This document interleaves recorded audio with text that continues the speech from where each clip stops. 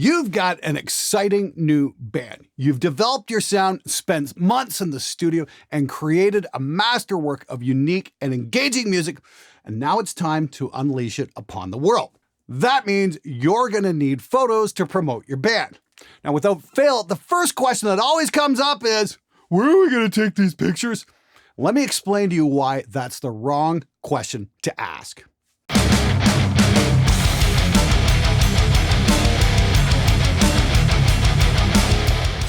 Hi, I'm Glenn Fricker. I've run a project studio here in Windsor, Ontario since 1998, recording a multitude of indie bands in that time. I've done everything from hip-hop to Celtic and even managed to record a couple of black metal classics along the way. All the while holding down a day job building minivans for Chrysler. Then one day, they found out I was useful. Next thing I knew, I was creating safety and training videos for the company, as well as shooting headshots for the entire management team. My job went from busting my ass on an assembly line to making ugly people look good. My education background is multimedia. Not only did I study audio production, but video and photography as well. Now, I've shot a lot of band photos over the years, mostly before I really learned what not to do. But you learn by failing forward, and that's how I wound up making my living with a camera. I even shot the top 2 sets of 2013 for Girls of Guitar World. Photography is still a passion of mine, and I love taking photos of people. Here's a list of mistakes to avoid that I wish someone had made for me when I was starting out. Number 1, the train tracks graveyard cliche.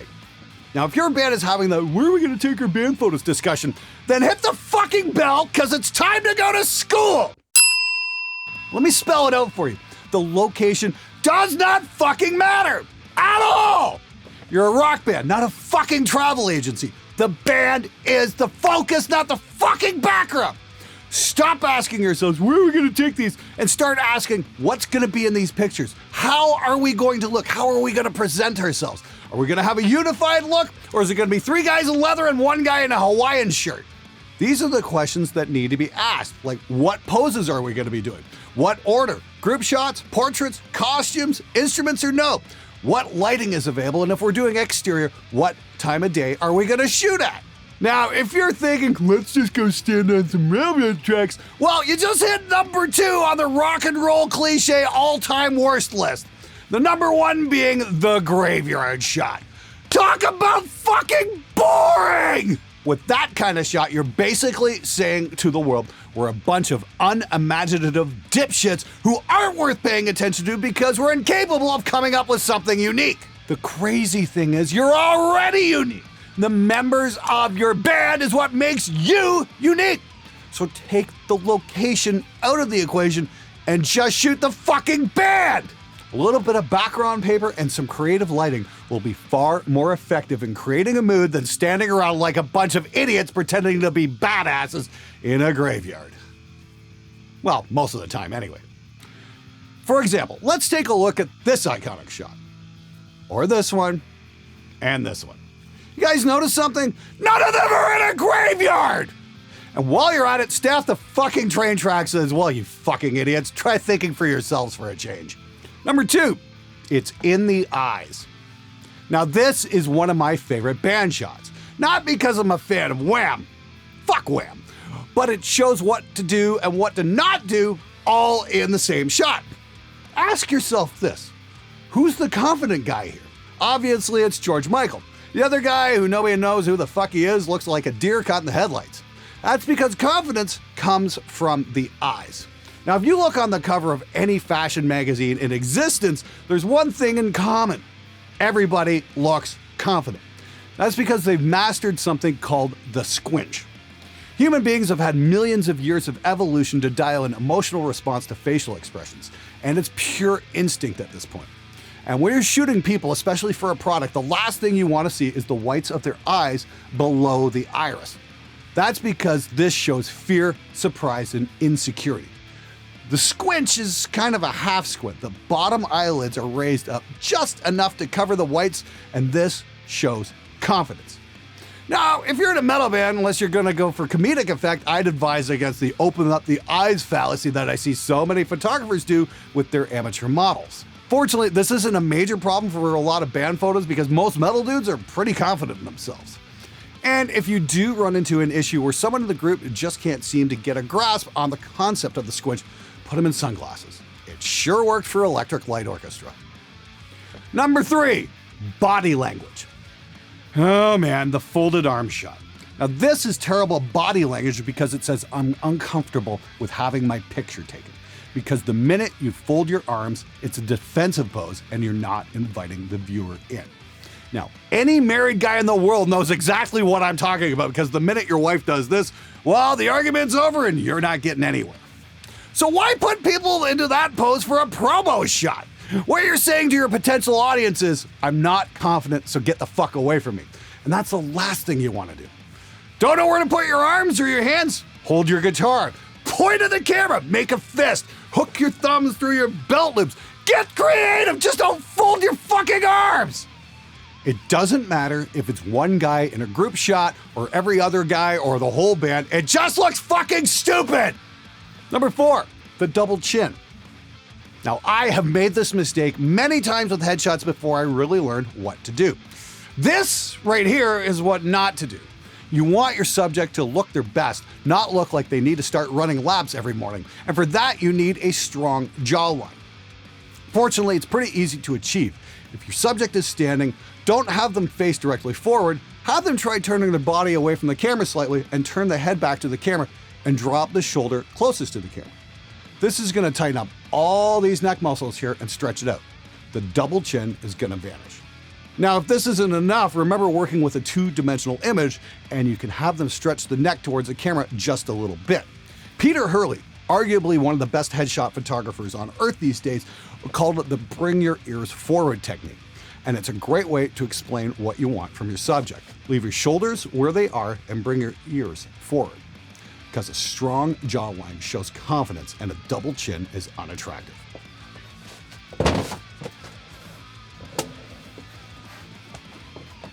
Now, if you're doing headshots, one of my favorite methods is to have the subject sit in a chair backwards and have them lean forward on the headrest. This gets the back straightened out and all the neck muscles where they need to be. Now, for this type of shot, it's a good idea to have the camera positioned just slightly above the eyes so we get that strong jawline. Now, I'm not saying don't take low-angle shots, but be aware you're gonna have to really work with the band so they don't look like they just escaped from a Weight Watchers convention. Have them stand with one foot forward on the balls of their feet, almost tiptoe, and get those necks stretched out. Then take your low-angle shot. Number 5, don't shoehorn your look, try something new. Here's a few sessions I did about 10 years ago with a local pop punk group called Falling With Glory. Now, we did the typical alley shots and the bridge shots at sunset, and while the light was great, there's nothing really exciting about these. And then I remembered a shirt a friend of mine had from the comedy troupe Kids in the Hall, where they all wore suits and had handguns, and I thought, that might be a cool idea to try. So I had the band show up in their suits, and we set up a white backdrop in a garage and had a total blast taking these shots. Suddenly, they went from being yet another carbon copy pop punk band to gangsters. And they really got into it. Everyone in their band came up with their own unique character, and it worked out great. Now, for what it's worth, these were the shots that the band had blown up into poster-sized prints. These were the memorable ones because they were fun. Completely original? Not even close. More fun than a graveyard? You bet your uninspired ass they were. The idea is to try something new. I did a session a few years ago. I thought, hey, let's put everybody in the band in leather jackets and see what happens. And immediately the lead player's like, but Glenn, we're not that kind of band. And I'm like, what do you mean? It's not like you've got a worldwide following of millions. We've got room to experiment, so why the fucking resistance? I replied, dude, I'm asking to try an idea. I don't know if it'll work or not, but it's worth giving it a shot. Not saying we're not going to try your ideas, we can do some of those too. And we wound up going with a bunch of different looks. The point being is don't throw up roadblocks when presented with a new idea. If you've got the time booked, make an effort to try a bunch of different ideas because you just don't know what you're gonna wind up liking. Number 6, make the time. Can we hurry up? I've gotta be somewhere. If the band hits you with this phrase, then pack your shit up and leave. Because it's obvious that they're not committed, so why the fuck should you be?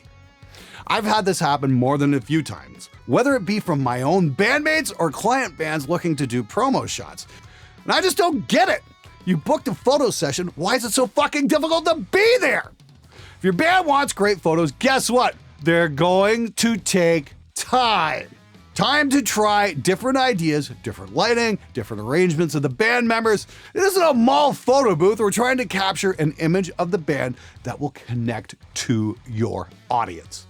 If one of your members can't commit to a date and a time, then don't bother because your photos are just gonna be shit. His mind's gonna be preoccupied with other things and it'll just be a complete waste of time for the rest of the band and the photographer. Why is it that arranging a photo session is more difficult than arranging a band practice? You signed up for the job, so fucking show up and act like you give a fuck. Number 7, try looking into the camera. How many times have you seen this? A great photo ruined by some dipshit who hasn't figured out where the camera is. Here's a good rule of thumb. Either all of you look at the camera or none of you do. Looking into the camera is the easiest way to connect with your intended audience. It all comes back to confidence and body language. It also says we can work as a cohesive unit. I, for one, am tired of seeing band shots where it seems like they're just half-assing it. Oh look, here's a band photo. Take a wild guess who plays bass. Really, people, it's not that fucking difficult. Try paying attention, make it look like you at least have bothered to figure out where the fucking camera is. Number 8, you don't have to spend a fortune on a new camera. Now, one of the most important things I ever learned in college was the phrase, always buy last year's technology. Capitalism always pushes the latest and greatest, and modern marketing convinces you that you must absolutely have it. Now, as a camera enthusiast, I've caught myself drooling over specs lists far too many times, instead of pushing the gear I already own just a little bit harder. Because when it comes to cameras, especially digital stills cameras, the technology hit a high point over a decade ago. Would you believe that you can get one of the finest digital SLRs Canon ever made for only $250? I am not making this up. The original 5D, now known as the 5D Classic, can now be found on the used market for roughly $250 US. It's only 12 megapixels, so if you're planning on making billboards, it might not have the best resolution. But for flyers, posters, and online promo, this is the camera to get. Sure, it's very primitive and it's basically one step more advanced than a film camera. The onboard screen is garbage and there's none of the modern conveniences like an electronic viewfinder. However, the colors are incredible and the skin tones are simply flawless. Now, I've got top-end cameras from Sony, Panasonic, and a newer Canon as well, and I still reach for the 5D Mark I. Now, if you need proof, go check out the Produce Like a Pro channel. I did a ton of headshots for Warren during the summer of 2020, and they're still being used for the channel's thumbnails. I use this 5D for headshots and band shots because it's got such a great look. Now throw in an extra $60 for a used Canon 50mm 1.8 lens, and you've got a nearly unbeatable setup for band photos for a whopping $310. You don't have to spend thousands on a camera and a modern lens to get great results. Number 9, don't waste your money on a super fast lens. You're gonna be shooting band photos, so you don't need to waste your money on a fast lens. Now, for all you guys wondering what the fuck that means, if you look on the front of a lens, it'll probably say f2.8, 1.8, 1.4. What that's telling you is what the largest aperture is. The lower the number, the more light the lens will let through the sensor. It also allows for a shorter focal plane, meaning the depth something will be in focus. Let me show you what I mean. So I'm out of the focal plane right now. And now I'm back in. My focal plane is about that wide. Anything before, out of focus. Anything behind, out of focus. So what we're talking about is the creative use of focus that can be used to blur out a background. And it's also going to mean your lens is going to be more expensive. The faster the lens, the more money that you're going to have to shell out, especially for a modern mirrorless zoom lens. Now, I will paraphrase Casey from Camera Conspiracies. Nobody gives a fuck about your blurry background. And I'd like to add, well, you dumb fucks thought it'd be a great idea to take your band photos in a graveyard, so we're gonna want everything in focus anyway. Remember, you're shooting a group of people, so it's a good idea to get them all in focus, otherwise that can lead to drama. Now, when it comes to beginner advice, I believe it was Earl Miller who said, shoot at f11. That way, your subject will always be in razor sharp focus, and your background's going to be in focus too. Now, if you're doing studio shots in front of a paper backdrop, it's not a big deal. And if you're doing location shots, again, no big deal because you're going to want that background in focus anyway. In other words, don't worry if your lens is only a 2.8 or in this case an f4, as you're going to be stopping down way more than that. I don't know how many cheap lens reviews I've read where some genius says, oh, it gets sharp as soon as you stop it down. It's like, motherfucker, that's what happens when you stop down a lens. It's literally what the lens is designed to do. It's like saying boats float once you plug the holes. Yeah, no fucking shit. What a revelation. So save your money and don't throw it away on features you don't need. Number 10, lights on the cheap. Bad light is also the curse of the shitty band photo. Fortunately, the solutions really aren't that difficult. You can do a lot with a sunset and maybe a cheap reflector. Check Google for the local sunset time and schedule a shoot 2 hours before that, and as long as it isn't overcast, you're gonna get the best light you could ever hope for. Try some different angles with the sun behind at 90 degrees and facing into the subject. Each angle is going to give you very different and dramatic results. Just be sure to move quickly, as there's a reason they call it the golden hour and not the golden half day, because once the sun is down, your shoot is over. Now here's a really cool trick I heard about from my friend Adrian, who runs the local Windsor shop, Windsor Photo Outfitters. He was telling me that one of the top Hollywood headshot guys from the golden era would do this, and you can do the same if you have access to a garage that's facing west. A little bit before the start of your golden hour, sit your subject down in the driveway in front of the garage and roll up the door. Now suddenly you've got perfect light and a black background because your garage interior isn't going to be lit. Now I can't try this at my place because my garage is now a recording studio, but it's worth trying out the idea because there's absolutely no cost involved. You might get some absolutely stunning results. And if you're only available to shoot midday, you can always go buy a shower curtain and stretch it out over a wooden frame and get it to work as a giant diffuser. Now, of course, one of my personal favorite solutions is using these DIY Kino Flow lights I put together back in 2014. They're big, they're super soft, and they don't need any modifiers like softboxes, because all you're doing is converting a couple of Home Depot shop lights and using some specialized bulbs that aren't going to turn your skin tones green. Now you can build these for about 40 or 50 bucks each, and they look absolutely spectacular. I made a video called How to Make Great Video Lights for Dirt Cheap back in 2016, and I'll have a link to that in the description below because they're also great for stills. Number 11, don't over-edit. You know how 99% of modern metal producers completely censor any humanity out of a musical performance? Where everything is pitch corrected, quantized, and grid aligned, and otherwise transformed into what can only be considered musical Soylent Green? Well, thanks to the wonder of modern technology, the exact same ideas can be applied to photos. Any zit, blemish, or otherwise imperfection can be completely removed so your subject looks airbrushed. And we now can go even further. We can make the eyes bigger, the face slimmer, and make ugly people look, well, not beautiful, but less ugly anyway. In the same way that autotune was created so that talentless, vapid airheads can make records instead of making pornography for a living, Photoshop was created to make people way better looking than they really are. And if you're taking band photos of rock or metal bands, that might not be such a great idea. Unless you're trying to recreate the hairspray bands of the 80s who usually had better hair and makeup than the girls, most photos of metal bands work with a bit more honesty. A little restraint goes a long way. Sure, you can maybe tweak the sharpness and apply a touch of skin cleaning, but try to exercise something so rare these days when it comes to computer editing, some restraint. This is not a boy band, and your target market is not the teen Vogue crowd. In other words, don't do this to a metal band, stupid! Now, I got fed up with Adobe's pound me in the ass subscription model, so I went around and I found something better. I've been using Luminar for the last couple of years, and it does everything that Lightroom can, but better. It uses AI algorithms for tweaking skin and other functions, and you can get some really spectacular results quickly. This is what I use for my day-to-day photo finishing, and it really does let you practice some restraint when it comes to retouching. And now they've got the new Luminar Neo coming out next month, and that will allow you to tweak the lighting after the fact, which is just fucking bonkers useful. I'm using the beta for it right now, and it's downright crazy how good it is. I can't wait to see the finished version. Now, just to be clear here, I am not sponsored by Luminar in any way. This is just some next level photo editing software that I use because it works and I can buy it outright without being on the subscription teat. Now, if you want to step up your photo editing game, I'd highly recommend checking it out.